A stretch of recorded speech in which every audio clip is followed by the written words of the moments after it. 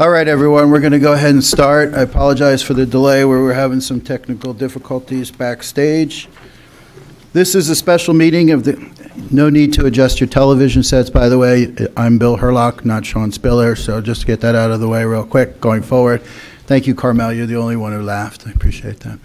This is a special meeting of the Council of the Township of Montclair and is being broadcast live on Channel 34 and is streaming live on the Montclair TV 34 YouTube channel. It is available on demand and can and will be rebroadcast. This special meeting is called pursuant to the provisions of the Open Public Meetings Act. Adequate notice of the meeting has been provided, transmitted to the official newspapers on May 7th, 2024, posted on the bulletin boards outside the municipal building, and has remained continuously posted. In addition, a copy of the special meeting notice is and has been available to the public and is on file in the office of the Township Clerk. Please rise with me for the Pledge of Allegiance. Pledge allegiance to the flag of the United States of America and to the republic for which it stands, one nation under God, indivisible, with liberty and justice for all. Thank you. Madam Clerk, roll call, please. Counselor Cummings? Present. Deputy Mayor Herlock? Present. Counselor Price Abrams? Present. Counselor Russo? Present. Counselor Schlager? Here. Counselor Terry? Here. Mayor Spiller absent. Thank you, Madam Clerk. We will now go through the agenda. Public comment, agenda items only, limited to 2 minutes. Please sign in.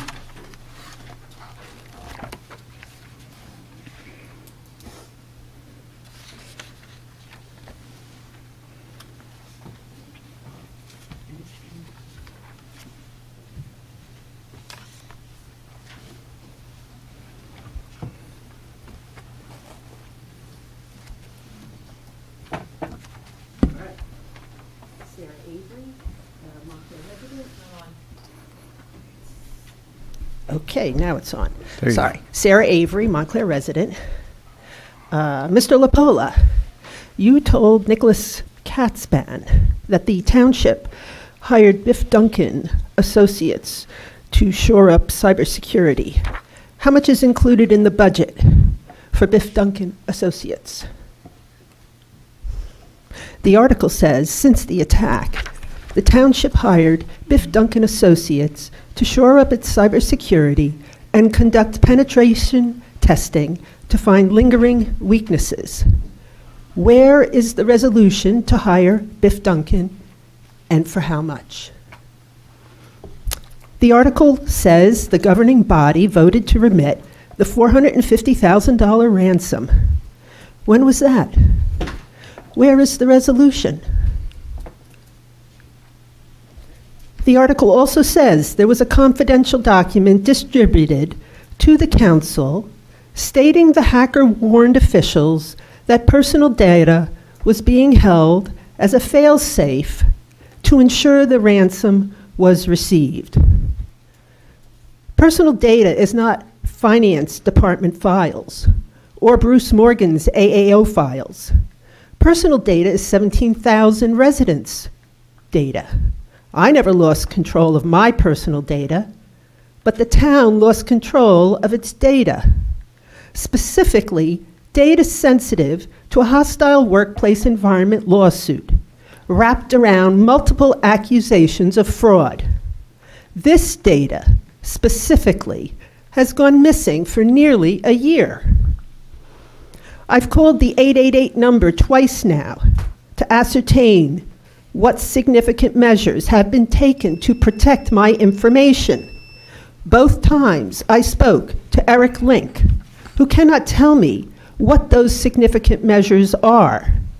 Both times he escalated my call to the higher-ups. I'm sorry, can you? Somebody from Montclair, Your who time is a is up, security ma'am. No, we're not doing this cyber tonight. expert. Mr. LaPola, Not do you sure have if we any have any questions? experts here. I'm still Your time waiting is for up. that call. Unreal. Mr. LaPola, do you have any comment to any of the questions? No, ma'am. Thank you. Is there anyone else for public comment? Seeing none, we will go ahead and close public comment. First item of business is a new business ordinance. This is Ordinance O-24-20. calendar year 2024 ordinance to exceed the municipal budget appropriation limits and to establish a cap bank pursuant to N.J.S.A. 40A 4-45.14, and I so move. Second? Thank you, Mr. Terry. It has been moved and seconded. Comment? Just a quick question, Mr. Deputy Mayor. Yes, Mr. Cummings. This is nothing out of the ordinary. The state basically allows us to go up in any circumstances. So in this case, we're looking to increase it so that we're allowed to exceed the 2%. Actually, what it does is it creates a bank for next year and thereafter.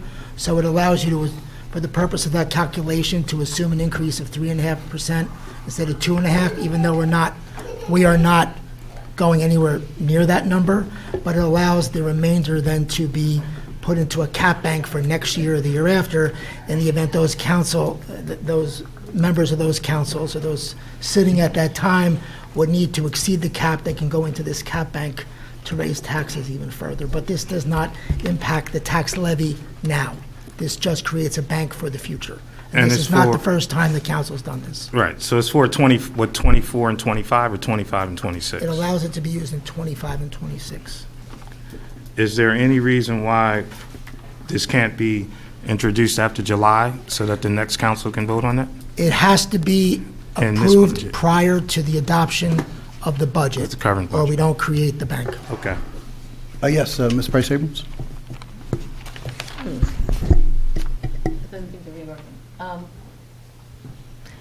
Pursuant to our earlier conversation, is it actually on? I think you explained it doesn't obligate a future council to use the additional dollars or to raise taxes. It simply gives them additional freedom. Right. So in fact, it's a consideration this council's taking for the In the event of an prerogatives of the next emergency or council. whatever, there was a reason they needed to use that, they could. So it's providing flexibility for a future Right. council. Right? Any other questions? Seeing none, Madam Clerk? Counselor Cummings? Yes. Deputy Mayor Herlock? Yes. Counselor Price Abrams? Yes. Counselor Russo? No. Counselor Schlager? Yes. Counselor Terry? Yes. Mayor Spiller absent. Thank you, Madam Clerk. Next order of business is introduction of the 2024 year municipal budget. This is Resolution R-24-120, resolution introducing the 2024 municipal budget pursuant to N.J.S.A. 40A:4-5, and I so move. Second? Thank you, Mr. Terry. It's been moved and seconded. Comment? Yes, Mr. Mayor, Mr. Deputy Mayor. I watched the last meeting, the end of the last meeting, when you had discussions about when to have this meeting. So I want to ask the manager, with all due respect, why did this meeting have to be held tonight again on the eve of an election when the clerk herself said she would have to leave here at 8, and there was doubt as to whether we would even have a quorum? Why did we have to do it tonight? Couldn't it have been done next week? Or, Because there has to be 28 days between the introduction and the adoption of the budget. Our next meeting and final meeting of this council is June 11th. So working back from that day, we tried to get to a day where we can have members of, at least have a quorum to get it introduced. And we tried to, Counselor Terry was on vacation, other counselors, I don't believe you were present at the meeting, Counselor Russo. So we just tried to find a day where we knew we'd have at least 4 or more people at the meeting. So that's how we wound up with this day. Yeah, I watched it all. It seemed like there was a lot of confusion about whether we could have this, but you obviously have a good quorum. The mayor's not here. Now, I'm going to vote against the budget because I've had very little input on it. But you've got this introduction here, and tonight I've seen this now for the first time in hard copy tonight. I came in online. The public doesn't really see much of this. Now, I know we're going to have a public hearing, right? Is that correct? At We the will next have, meeting? we will have a public meeting on May 23rd. 29th, just to have a presentation and answer all questions from the public. What happened to the May 23rd meeting? That's our regular meeting, Right. which is a busy schedule. We'll have another, this is not a council meeting on the 29th. This will be me and members of the staff to answer all questions. Council's welcome, obviously. to answer any questions from the public. And then at the June 11th meeting, there will be the public hearing and final adoption of the budget, where the public can state for the record their comments, ask questions, etc. So on the 11th is the key date, then we just have a regular Yes. council meeting next week, you're talking about a Right. week from now, right? Right. The 29th is for people to come and hear from the departments, I guess? Right, there'll be a whole presentation, slides, the whole bit. That's nice. It's just that it's very late in the time schedule. And then June 11th, 3 weeks before the new council is sworn in, which will be an entirely new council probably, that's when we have to, now this is what I want to get clear for the public, we have to adopt that. I understand now tonight you had to do this to get to that. But on June 11th, are we going to be mandated to adopt the budget if we want to make some changes, if we wanted to delay the adoption? Is believe there a date now that we're facing? You can amend the budget when you adopt it. Right, but is it necessary to adopt it June 11th because, well, is there a date the state has set? I think we've already passed that date. I think most many municipalities are adopting their budgets last week, this week, et cetera. I mean, everyone was on a late start this year, but Everybody has. the We goal do is it. to get it done as quickly as possible, and we had to work around many factors, one of which also was the council schedule. So we don't meet every week, so we just have to. But so June 11th is a final date really for this council to adopt this budget? Really? Yes, sir. Okay, that's all I had to ask. Any other questions? Ms. Price Abrams?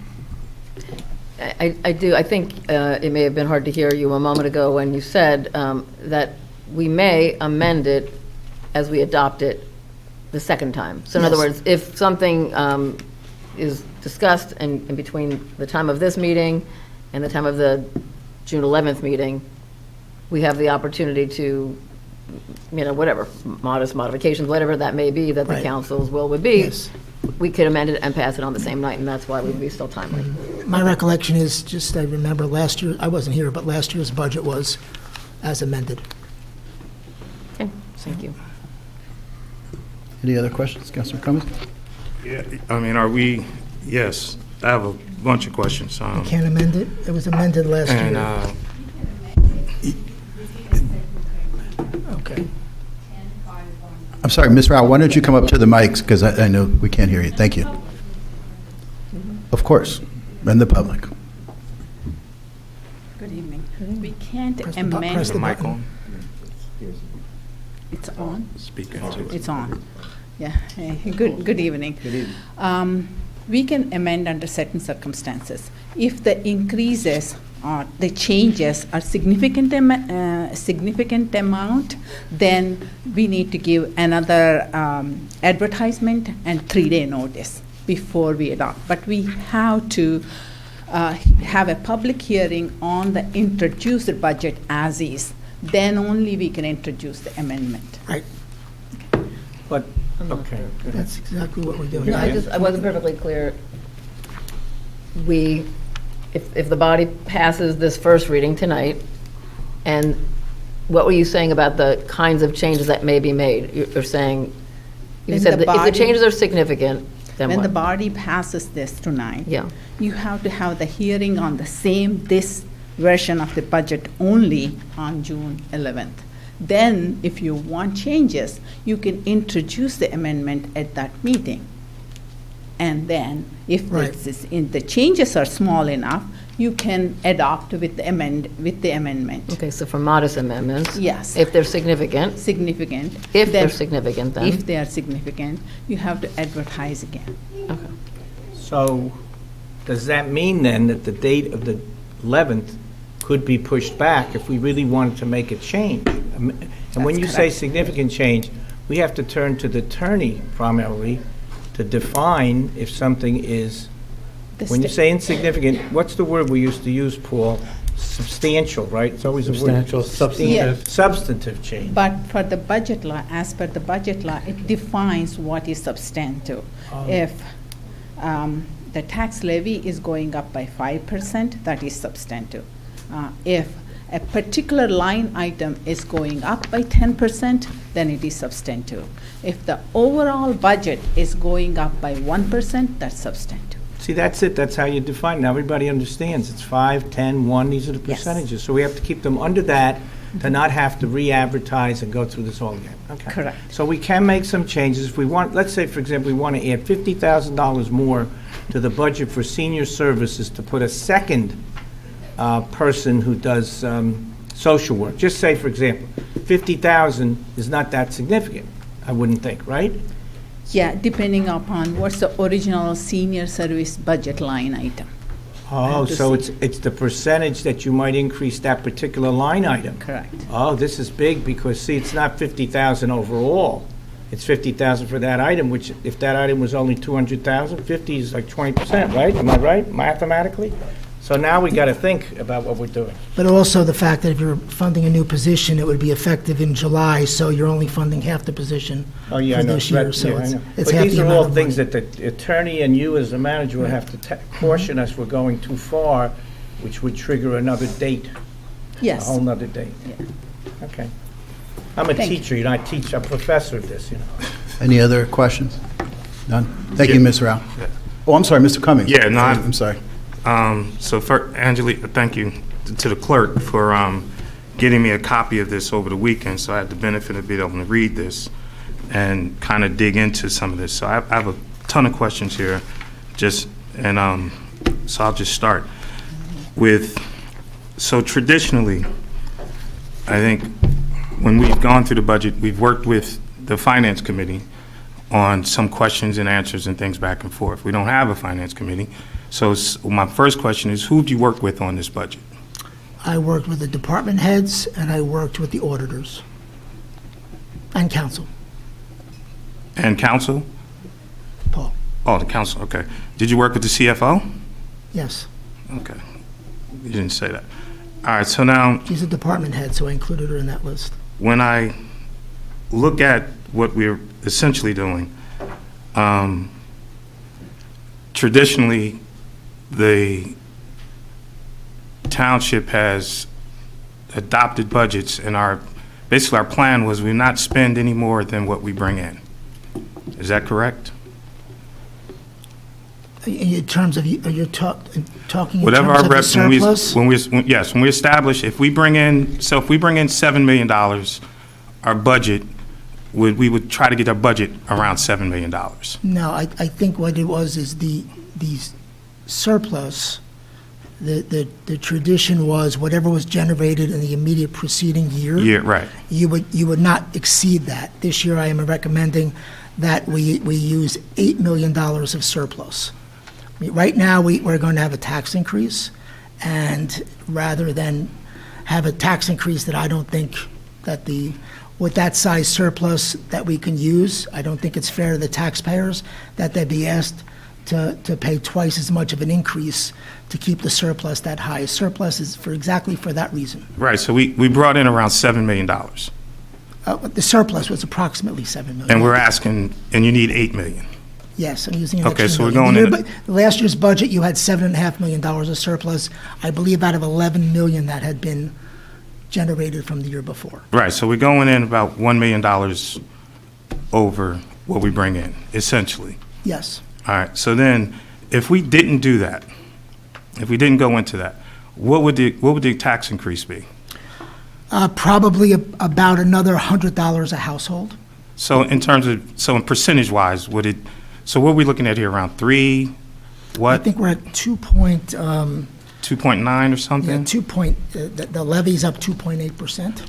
So if we didn't take the million, we roughly be It'd be another $1 around, million. And look, the biggest problem we have is that last year was the last year we received $2 million from the federal government for the American Recovery Act. And while we have increased revenues in other areas, that brings us up to fill the gap that $2 million that we're not created. getting. So it doesn't cover, we still have to do the increases for this year. Right. So we have to fill that gap. If that was not the case, we wouldn't be having perhaps a tiny, if any, tax increase at all. But that $2 million we had to make up for, and we have inflation, and we have just, we are at a relatively, overall expenditures is down. It's just that the revenues have to replace that shortfall, so. Right, I'm just trying to get to percentages. So right now, we're at 2.8%, going into the $1 million. if we didn't get that million, the percentage would be what? Around 3.5 or so? Yes. Okay, so now, and this is a little bit off the book, so I'm just trying to put in some perspective. A lot of people have been discussing pilot money, and some people have said we should give all our pilot money to the schools. Now, when I looked at our pilot revenues, that's around $5 million. Correct. So if you gave all that money to the schools, that $5 million would then have to be in this budget. Well, it would be virtually impossible to raise $5 million under the cap law. Right. So there would have to be substantial layoffs. Exactly. Very substantial layoffs. Right, so which means when we talk about giving up pilot money, we need to really understand the total impact on that. Yes, It's sir. not as simply as give it away and raise taxes and be able to cover that. Yes, sir. All right, so that's just something I want to get out there. So one of the questions I have is in regards to spending.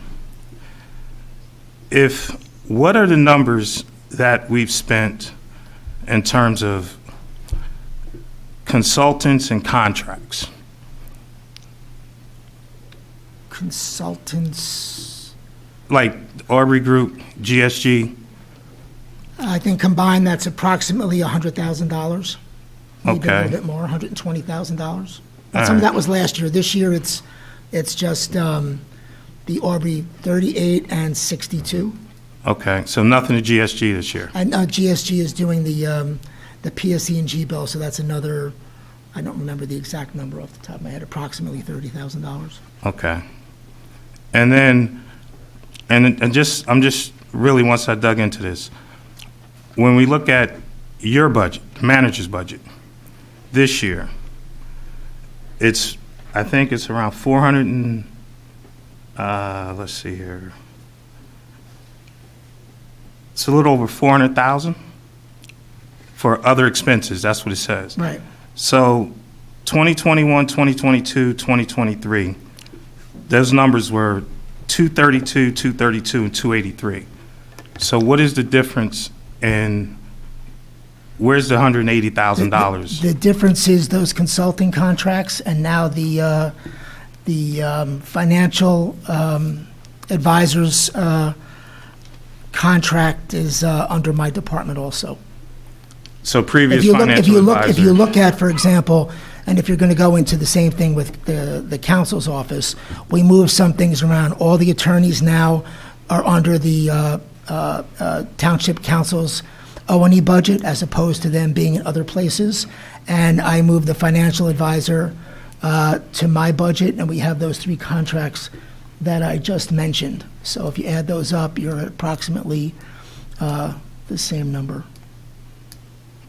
Who were the other ones? I'm sorry, what year? GSG, the two Aubrey Group contracts, the financial advisor. And I'm not sure if Vision Zero is in my budget or another budget, but Vision Zero also is another And- consultant. And then when I read through this, I saw nothing in here for the senior citizen building. Where is that appropriated? The senior citizen, I'm we- not sure if that's mine. I believe it's in my budget, and that's for the month of December, $25,000. Okay, so then I'm assuming the next council will put the Yes, rest. that's the law, so that's up to them. That's the Okay. law. And now, That's for the rent, right? Yes. yeah. But So, all leases like this are subject to action, appropriations by their future governing bodies annually, and that's just the law in New Jersey. and so the other question I have is, so in the meetings this is basically based on what everyone has asked for, right? Department heads and everything. That's where we start. Yeah. Have you had any discussions or thought of asking them to ask for a little bit less? We have, well, first of all, I think we cut virtually everyone's budgets. We had certain things in here that were, I wouldn't say they're problematic. We had several positions in the health department that were grant funded, and the grants were running out, so I had to make a choice whether to recommend to eliminate those services or to fund those positions and continue them, because the funding ran on July 1st, and one of them was in November, but I believe that they're necessary for the services that we provide. I don't think that anyone has gotten any major increases. There's a couple of positions here and there. We converted a part-time position to a full-time position as an admin in the planning department. There were 2 entry-level positions, I believe, in the in Public Works, but there's no huge hiring. I think we benefit in this budget from the fact that in the police and fire departments, we've had numerous retirements, so the entry-level salaries are much lower. I mean, if you look at the salary and wage account this year over last year, it's an increase of approximately $497,000. It goes from $39,590 to $40,083,000 approximately, and that's an increase of a little over. It's not even 1.25%, and you have to put that in the context of the fact that our all of our contracts with the unions, which make up approximately 90% of our employees, but primarily police and fire, had increases this year of 3.25%. So if you're able to deal with mandatory increases of that number for the highest paid people, and combined with the with the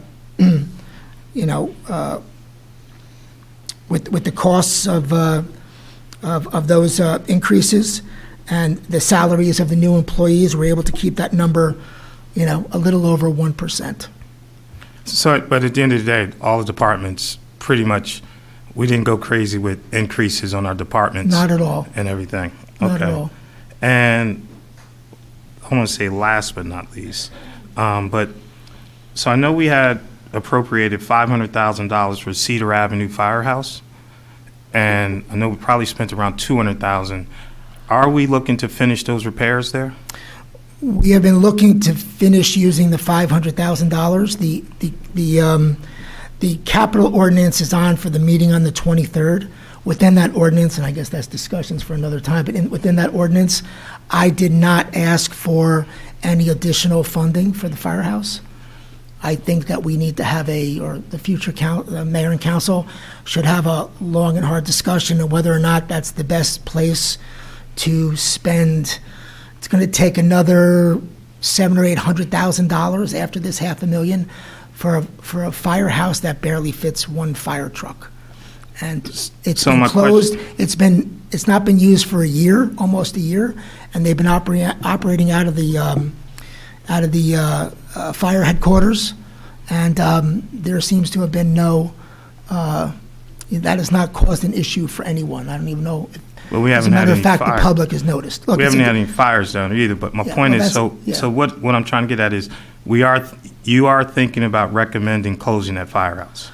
I am recommending that the mayor and council have a very vigorous discussion as to the future of that building. And so, but the other 200, so essentially, we won't spend the other 200,000 that's left of that 500,000 that we've, Well, we've been working on things to just maintain the building. The building was built at the turn of the last century. I mean, I literally think it was horse-drawn fire trucks, and it is. Teddy Roosevelt visited there. I think the inside is much smaller than this room. right, no, but my question So is. it's basically, we spent money in maintaining the historic aspects outside. We have to rewire, replumb, we do everything entire in that inside, building. right. And we're trying to maintain things as they are, and we will spend money doing that. But as for a major overhaul for a fire department purpose, I think that's a discussion, and if there's ever going to be a discussion on how we can save money within that department, I think that building has to be part of that discussion. And I'm going to assume that in those discussions, the fire department will have a say in terms of like their recommendations of what Absolutely. we do there. Okay. Including the fire union, right? The union members? They're not shy about voicing their opinions, Counselor. That's good. All right, so I think I'm pretty good there, but I have some other questions that I'll send you directly in terms of it. But I just wanted to make sure that, A, we really, really have a conversation and understanding of the pilot funds and what that would mean, because when you're talking about $4.5 million, you're talking about massive layoffs.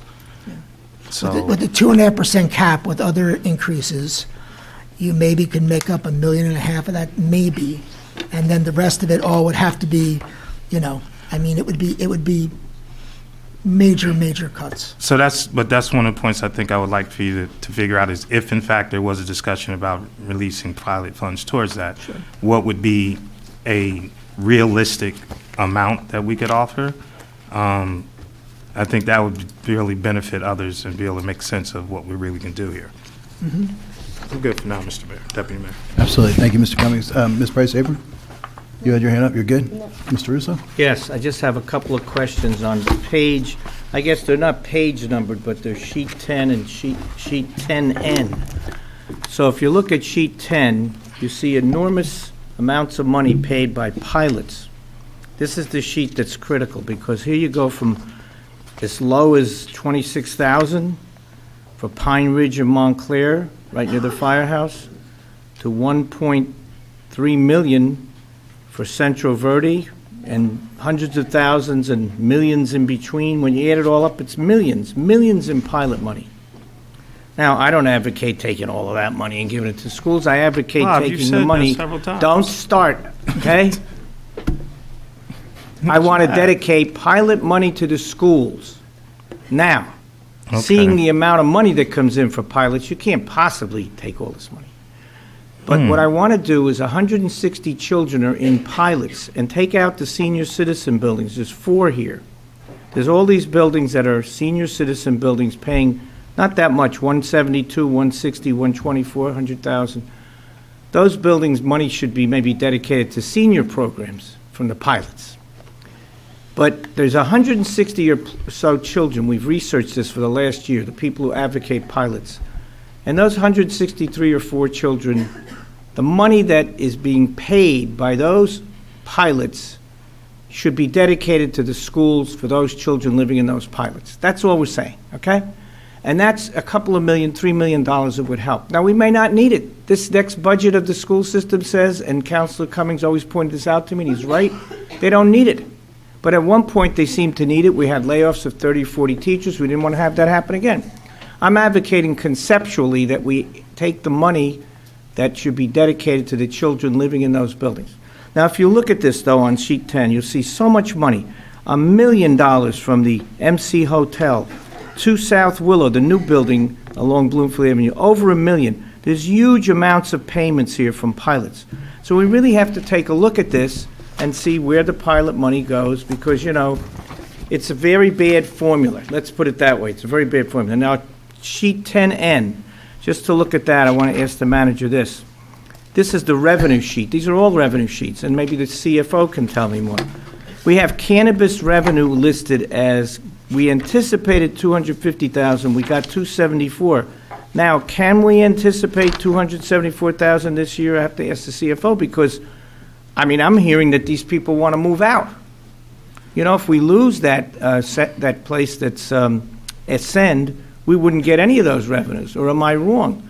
Or maybe we'll get a lot more because there should be more cannabis facilities coming on board. Are we going to get more cannabis facilities? I can ask the town attorney. If we get a few more that we've approved, then we might get more revenue. So what's this based on, Maja? Could you tell me the cannabis revenue anticipation of $274,000, exactly what we got cash realized? That's the column that I'm looking at. Yes. Last year, we anticipated $250,000, but we realized $629,629.05. So the budget law allows us to anticipate up to that amount. So that is the reason this year, in 2024 column, if you see, it's $274,000. That's from only one entity currently operating. Forgot the name of it. Yeah, Ascend. Yes, Ascend. yes. It used to be the Greenleaf. Now, I'm just saying to you again, if we lose them at some point during the year coming up, then we're not going to realize that.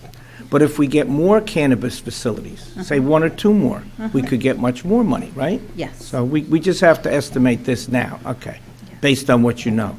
Let's just ask one more thing. It's the rent control revenue, I have to ask this because we see that we realized more than we anticipated, again, 42,000, we got 68, so we realized, but is this the fees that the landlords pay that we've been having a controversy over? They're not paying their fees, some of them. This is the registration fee. Registration Yes. fees. So if we could collect more, because we haven't been collecting from all of them, there's a concern, we're not getting, if we get Yes. more, we may get double this, we may get more. Yes. Okay, so we got to try to up that. One last one, I'm sorry. One last one is the cable television fee. We just finished, Mr. Byrd, tell me if I'm right, we just finished negotiating with them, didn't we, cable franchise? We haven't completed the We haven't negotiations, but we're working on that. So you think, and you're the one that can answer this, because in the negotiations, and Lori was working on it too, we negotiated they would give us about this figure, right, 436,000? Those are the fees they give us. Yeah, I don't recall the exact. But we were gonna try to get them to give us a little more, weren't we? We're working on that. Okay, so say, you did the right thing with putting that amount in, but again, we could get more from that. So I'm saying we could get more money from cable, we could get more money from cannabis, and we could get more money from rent control. See, this is the hopeful thing, that we try to get more revenue for the next budget. Okay, thank you. Yeah, thank you. Thank Deputy you, Mayor, Ms. Rao. I'm sorry, do you have a question for Ms. Rao? No, Mr. Gum- for Mr. Bo- Thank you, Ms. Rao. So what I want to also get to, so with our surplus is roughly, that's the 10.185, That'll be the surplus after we use the $8 million. after you use the 8 million. Right, So we're still above 10 million yes. in our surplus. That's one thing. Okay. And then, how about our debt? Have we paid down on our debt? We paid down on our debt, and except since we've not done a major project in a generation, I think right now the amount is, we always have to save $1 million under the policy. Right. So the amount in the ordinance that you will vote on at the next meeting on the 23rd is $1 million less than the debt service payment for this year. I saw Ms. Rao stand immediately in the back, and she's coming up as well. So, Ms. Rao, please. Yes, we have an established policy that requires us to reduce the debt at least by $1 million than what the new debt we take on. When I say debt, it is the ability to go out and borrow, the authorization of the debt. So for this year, so far, we have done $8 million. But we already, in this budget, we are anticipating to pay down more than $9 million in this year. So we're in good So shape. we will be within that Yeah. limit. Which has been consistent with what we've been doing since the policy. 2017 Thank you. Yes. resolution, yes. Thank you. And we should thank former Mayor Jackson and the council for that. Thank you. Any other questions from my colleagues? Seeing none. Madam Clerk, roll call, Counsel- please. Counselor Cummings? No. Deputy Mayor Hurlock? Yes. Counselor Price Abrams? Yes. Counselor Russo? No. Counselor Schlager? Yes. Counselor Terry? Yes. Mayor Spiller absent. Thank you, Madam Clerk. Next is new business resolution. This is a resolution regarding the governing body certification of compliance with the United States Equal Employment Opportunity Commission's enforcement guidance on the consideration of arrest and conviction records in employment decisions under Title VII of the Civil Rights Act of 1964, and I so move. Second. Thank you, Mr. Terry. Questions? Yes, Councilor Price Abrams. Thank you. So as I understand this, and I did write to the manager and I think the attorney and others, so we're signing off when we would endorse this and then physically sign. It says the members of the governing body have familiarized themselves with the contents of the above referenced enforcement guidance and with their local units' hiring practices as they pertain to the consideration of an individual's criminal history, as evidenced by the group affidavit from the governing body form. So I indicated that I would need either the manager or our HR professional or somebody from the staff. We do not perform those duties, and I cannot attest to that. So I want to know how we will advise us what is the practice so that we can then, I did read the EEOC piece, but I don't know what the practice is that I could sign off. So I don't recall doing this in the past. Is this something we have done? Yes. Then I must have asked Yes, this we have. question. Something I you do asked every last year. year as well. So, I don't think the guidelines have changed since then. All right, They well, haven't, and I don't believe. I will feel more the confident township signing, policy but has anyway. You're about to Ms. get an Dawkins. answer. Yeah. Thank you very much. We have our Ms. Dawkins. expert here. Good evening, Mayor and Council. The EEOC, or better known as the Equal Opportunity Commission, is known for the agency that protects employees for harassment, retaliation, and discrimination.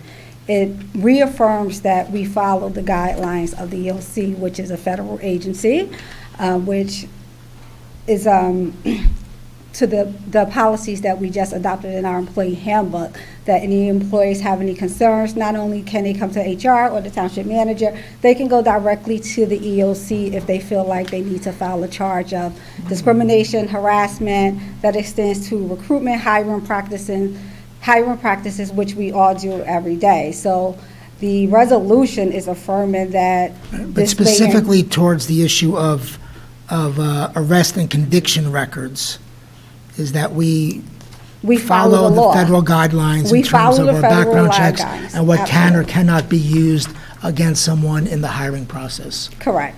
So we do that for every employee that has to go by, that does a background check. We have policies and procedures that attest to that, and this is an extension of the policies that we currently follow. And you did the same thing last year as well. Sure. And when we say the local unit's hiring practices, are we talking about a local unit of a union, or are we talking about the local We're unit talking being- about Not our us. employees, our Yeah. union contracts. We're the hiring unit. who- Yeah, that's what I We're thought. the hiring facility here, Okay, and you're all affirming that you do what you just said. every day. With All bells right. on it. Then I will feel better to sign it. Thank you. You're welcome. Thank you very much. Any other questions, comments? Seeing none, Madam Clerk, roll call, please. Counselor Cummings? Yes. Deputy Mayor Herlock? Yes. Counselor Price Abrams? Yes. Counselor Russo? Yes. Counselor Schlager? Yes. Counselor Terry? Yes. Mayor Spiller absent. Thank you, Madam Clerk. Next, we have a resolution to go into executive session. This is Resolution R-24-122, resolution authorizing executive session without the public being permitted to attend in accordance with New Jersey statute annotated 10:4-12B, and the subject is litigation. I so move. Second. It's been moved and second. All in favor? Aye. Wait, Opposed? we're going into closed session already? Well, wait a minute, what if we want to say or hear something from people here who have something to say? They have the opportunity to do. They have to, wait. The general, I'm talking about, not talking about for 2 minutes, the limit on talking about what's on the agenda. I'm talking about the general comment period that we used to have earlier, and we now have to wait till after our closed session? Is that the way we work this now, manager? Your suggestion of changing this a few months ago, which we never did in this town for years? Tell me what we're doing right now, that's all I want to know. You're going into executive Yeah, you're going session. into closed We're session. going into Letting closed- these 50 people, I've counted them, sit here and wait for us to come out before they can comment on anything else. Am I correct? No one does this anywhere. Correct. Verona doesn't do it, Bloomfield doesn't do it. They allow they allow an early session, a late session. Just wait and listen to me for a second. They allow an early session, a late session. They allow 5 minutes and 4 minutes. I'll tell you what I'm talking about. You were a councilman, you were deputy mayor, you know you let people speak. Yeah, they can't speak more than 3-4 minutes, but they must be able to speak rather than wait for us. It could be 2 hours we're stuck with this executive session. I've seen it go to 11 o'clock sometimes. I'm just telling you all, why can't we let the people who want to talk to us? If anybody out here has something to say about any general matter. We're not talking about agenda items, okay? This is just plain, clear democracy. We're talking about Councilman Russo, this is a special meeting protecting tonight. our democracy.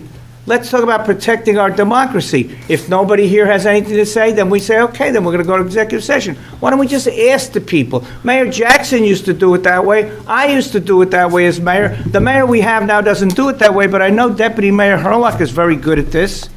I'm just saying, is there anybody out here who really wants to tell us something or speak to us about a general matter? Okay?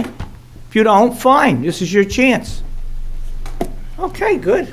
Then we go to closed session. The agenda, we already passed this. We are going to go in executive Executive session. session. You all are welcome to stay. What a government. We'll come back Outside. down. Yeah, everyone Or has. should we Oh, go yeah, upstairs? we can go upstairs, yeah. Stay We seated. can go We'll have upstairs. to go Actually, the outside. department heads, Mr. LaPola, They're would you, dismissed. I think they can be dismissed, sir? That's great. And we will be back down, and I assure you, Bob, I promise you it won't be 2 hours. Please for everything.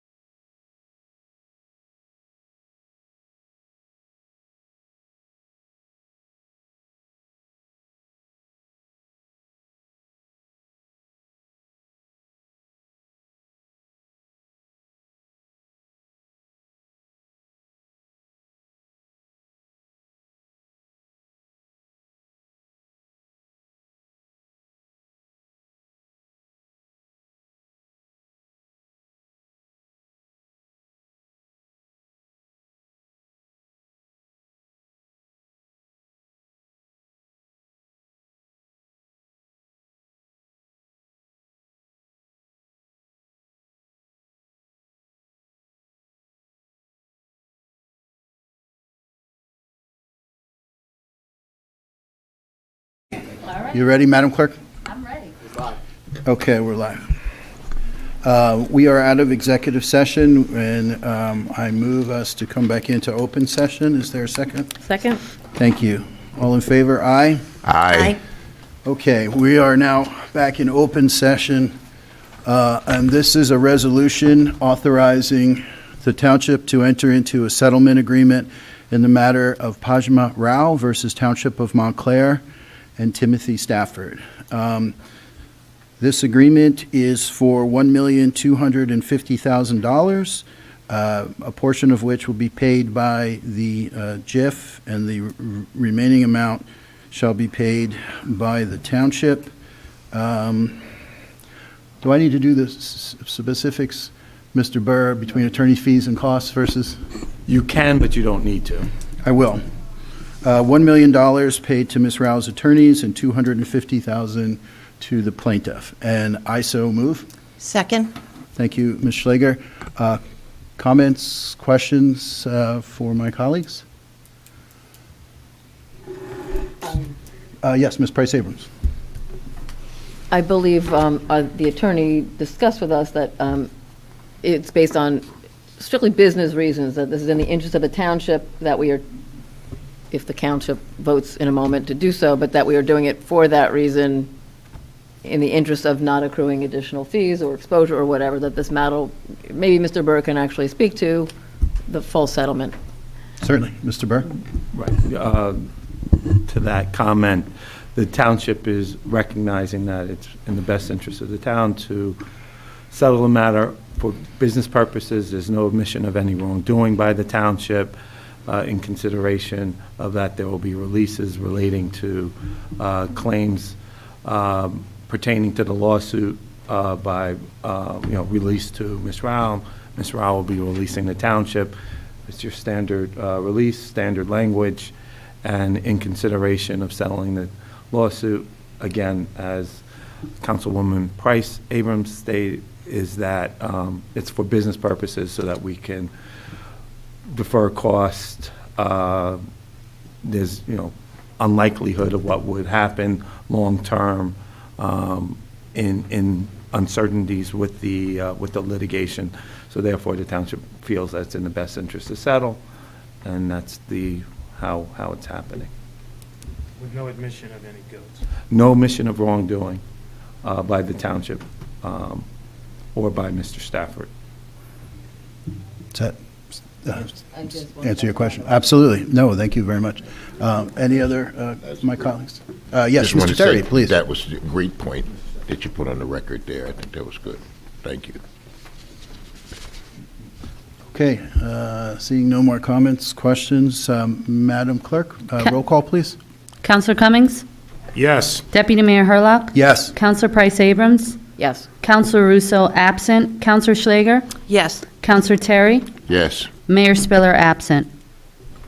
Okay, that concludes the business portion of our meeting this evening as a special meeting. Any other questions, comments, concerns? I know, Madam Clerk, you've been great. I want to thank you personally because I know you've got an election night. So thank you for staying. I know you got a long night ahead of you, as does your staff. Thank you for everything that you do for our town. Much appreciated. Thank you.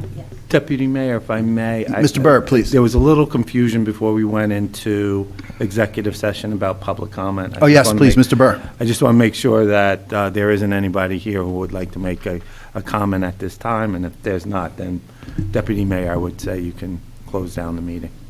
Having said that, yes, I see some hands up in the, we're going to go with the 3 minutes at this point, though, so please follow the clock. Don't talk over it. It's annoying. It's not cool. Yeah, yes, sir.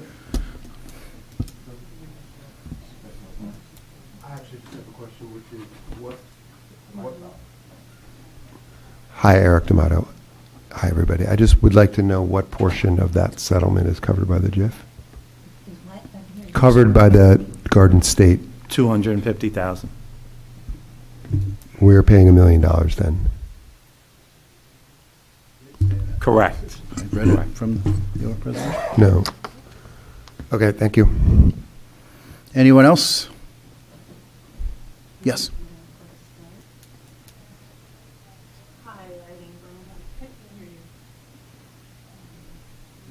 After all this time, okay. Thanks for, can I just clear, you said $1.25 million is the total settlement, and $250,000 is being paid by the JIF, and you said $1 million is going to the attorney and $250,000 is going to Ms. Rao. That is correct. Okay.